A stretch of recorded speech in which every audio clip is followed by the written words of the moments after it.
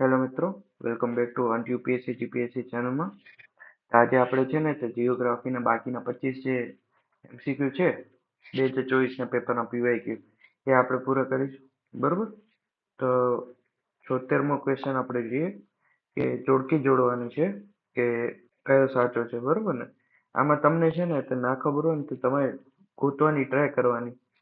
જેમ કે અન્નામુડી અને અન્નામલઈ બે એક જેવા લાગે છે, તો આપણે C1 બરોબર ને. અને આ નોર્મલી વાંચતા હોય છે ને આપણને એ પણ ખબર હોય છે કે ગુરુ શિખર ક્યાં આવેલું છે, કે અરવલ્લીમાં આવેલું છે. બરોબર ને?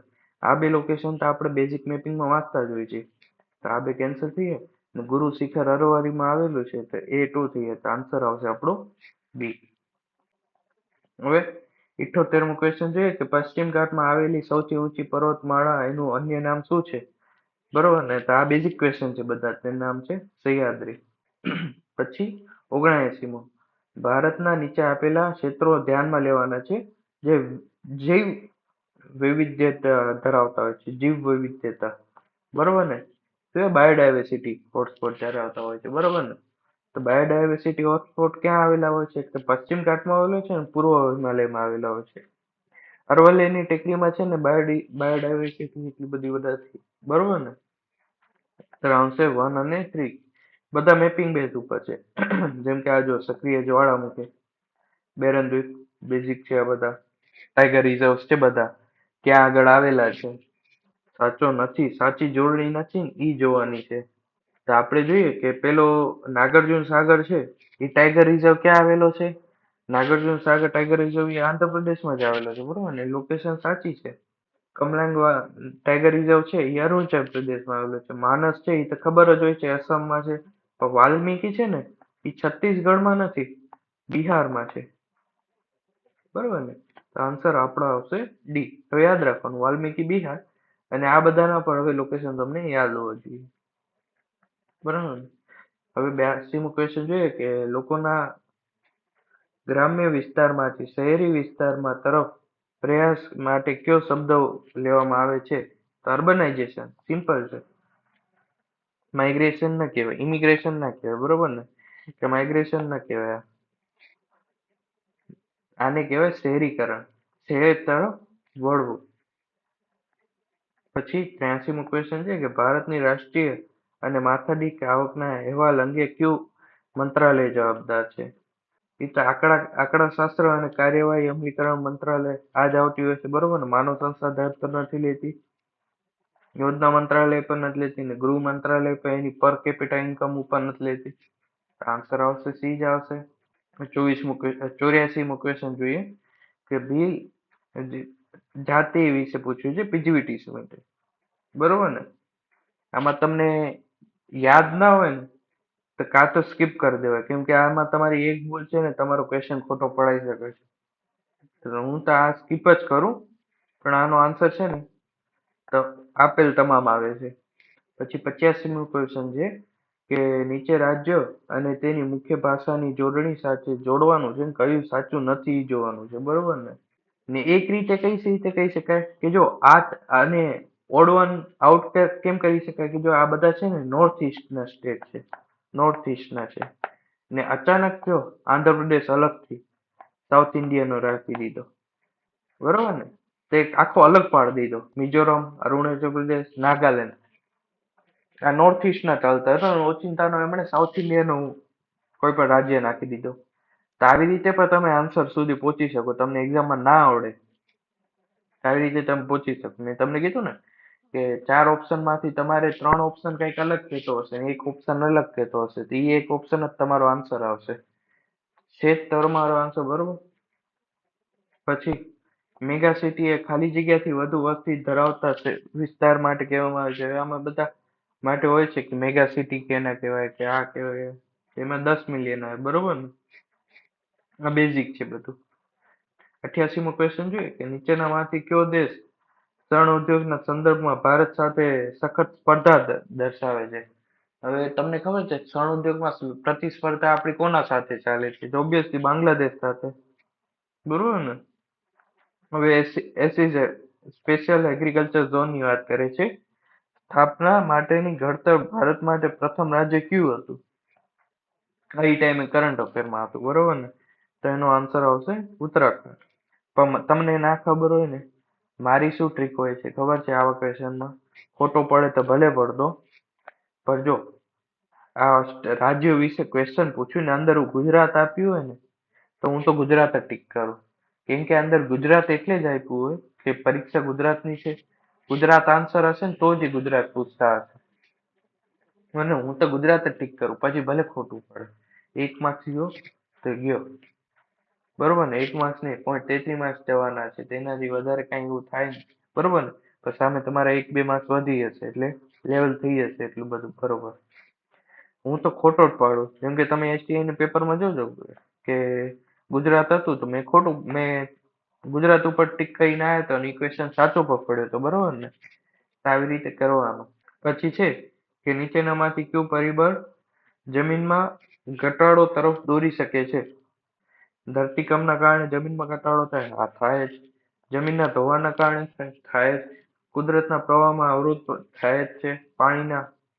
પછી માટીનું કોમ્પ્રેક્શન થાય જ છે.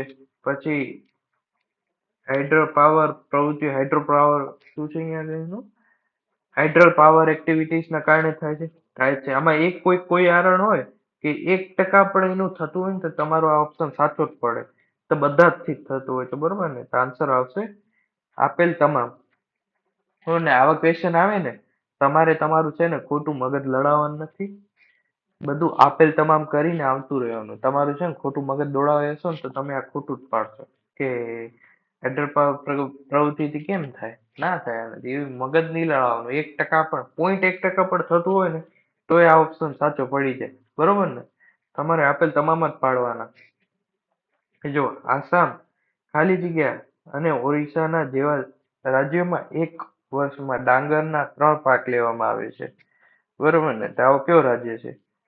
હવે જો આસામ અને ઓરિસ્સા એ કઈ બાજુ આવે છે, બરોબર ને? તો આ છે ઇન્ડિયા આપણું, બરોબર ને? ડ્રોઈંગ થોડુંક, બરોબર ને? તો આસામ અહીંયા આગળ આવ્યું છે આપણું, અહીંયા આસામ આવ્યું.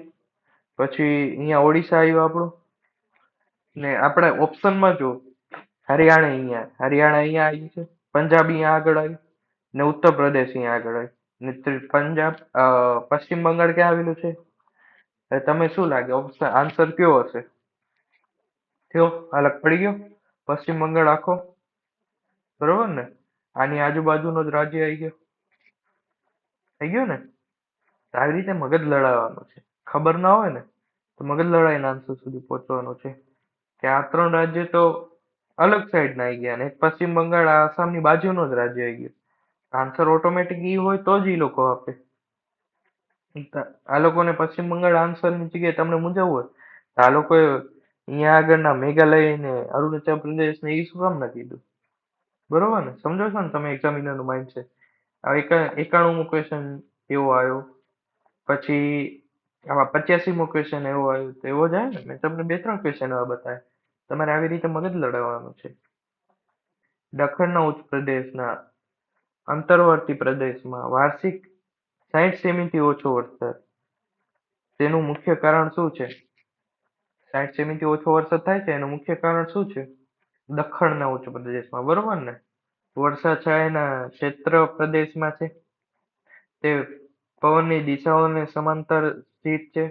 તે સમુદ્ર કિનારાથી દૂર છે, અથવા વરસાદી વાદળોની ગેરહાજરી હોય છે. તો 60 સેમીથી ઓછો વરસાદ થાય એનું કારણ શું હોઈ શકે છે? બરોબર ને? ત્યાં વર્ષાછાયા ક્ષેત્રનો પ્રદેશ ન હોય છે, એટલે આન્સર આવશે એ. નાથુલા ઘાટ, નાથુલા પાસ ની કીધું છે ને કયો સત્ય છે એ જોવાનો છે. નાથુલા પાસ છે એ સિક્કિમ અને તિબેટ સાથે જોડે છે. હા, સાચી વાત છે. તે પ્રાચીન વ્યાપારના સ્થળાંતરનો મુખ્ય માર્ગ હતો. એ પણ સાચી વાત છે. તે 2006માં પુનઃ શરૂ કરવામાં આવ્યું. હા, તો એ પણ સાચી વાત છે. આ મેપિંગ વાળો ક્વેશ્ચન આવી ગયો. તો 3 સાચા છે. પાછું જોડણી, જો પાસ આવી ગયું ને, મેં જીઓગ્રાફીની સ્ટ્રેટેજી વિડીયોમાં પણ કીધું હતું કે તમારે મેપિંગમાં શું શું ધ્યાન રાખવાનું છે. મેં અંદર ટોપિક પર કીધા હતા મેપિંગમાં તમારે વધારે એના ઉપર વધારે ફોકસ કરવાનું છે. તો એ વિડીયો જોઈ લેજો અને મેપિંગ ઉપર ફોકસ કરજો. અને મેં મારા છે ને ટેલિગ્રામ ચેનલ ઉપર મારા નોટ્સ પણ અપલોડ કરી લીધા છે. અંદર આ બધું અવેલેબલ છે. તે અહીંયા જે સિક્કિમ ઉપર પૂછ્યું જ છે ક્વેશ્ચન, તો ખબર છે કે જીલીપલા પાસ છે એ સિક્કિમમાં આવે, સિક્કિમ પાસે જોડે છે, બરોબર ને? તો C1 ગોતવાનો છે. તો C1 છે એ આ બેમાં છે, તો આ પણ કેન્સલ ને આ પણ કેન્સલ. પછી જોજીલા ઘાટ પણ આપણે વાંચતા હોય છે કે જોજીલા ઘાટ ક્યાં આવેલો હોય છે? જોજીલા ઘાટ છે ને લદ્દાખ પાસે આવેલો છે.